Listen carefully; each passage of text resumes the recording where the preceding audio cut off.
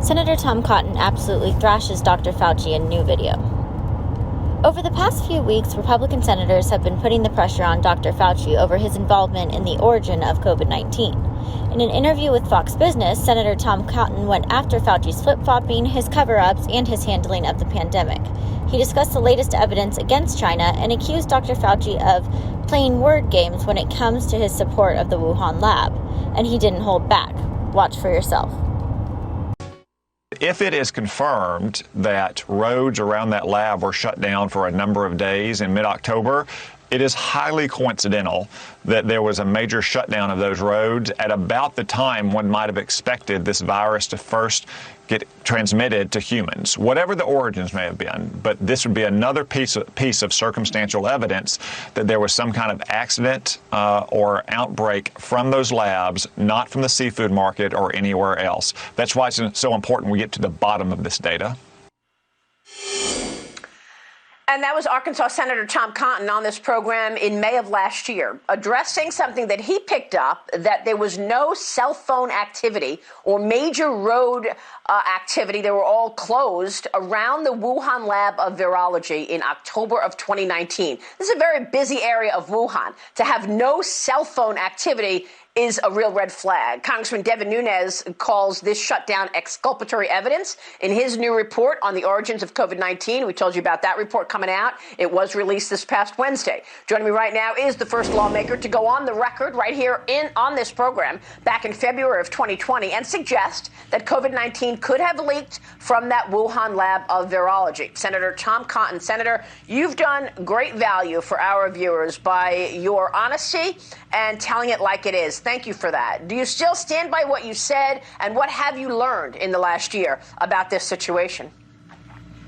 Yeah, Maria, it's hard to believe it's been 15 months since you and I first discussed what I think most Arkansans think is a very common sense proposition, that it surely is a big coincidence that this virus started not up in some remote mountain village with caves full of bats, but rather in downtown Wuhan, a city larger than New York, just a few blocks up the road from labs that was researching bat-based coronaviruses.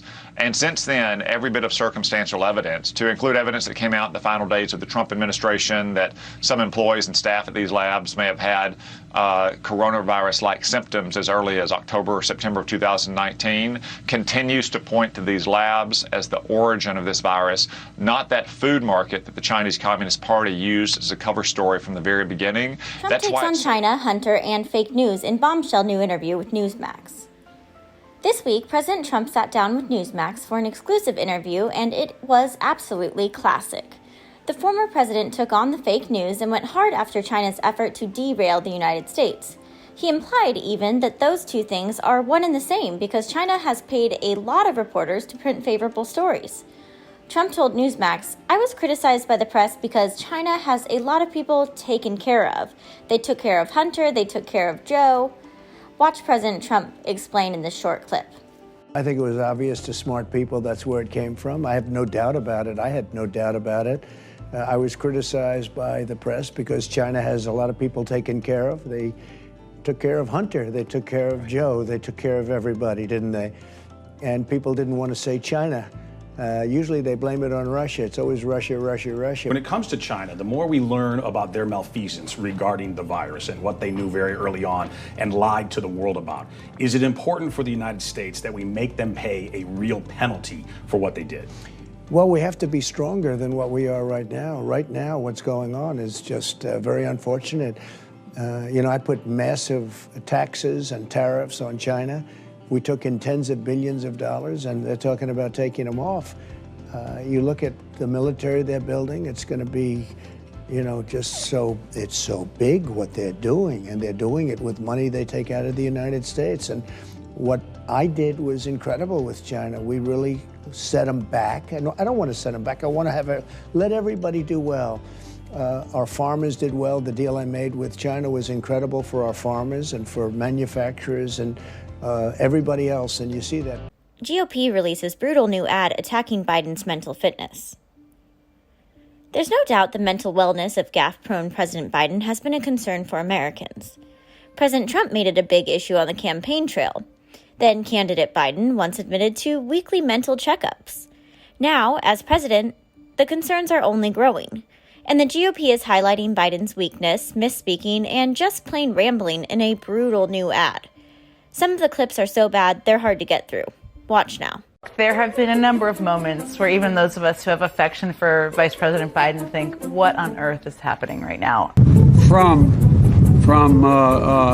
Charlotte, another line going from in Florida down to Tampa. That is a major factor. We don't see that. Look. So the best way to get something done, if it holds near and dear to you that you like to be able to. Anyway, here's what drives the driver in the states that are affected. Here's what you can do, the drivers, to put 1 million shots in the arms in my first 100 days as president. But there's to be, beginning this effort for 2021 is I'm encouraged not just because of solid meeting with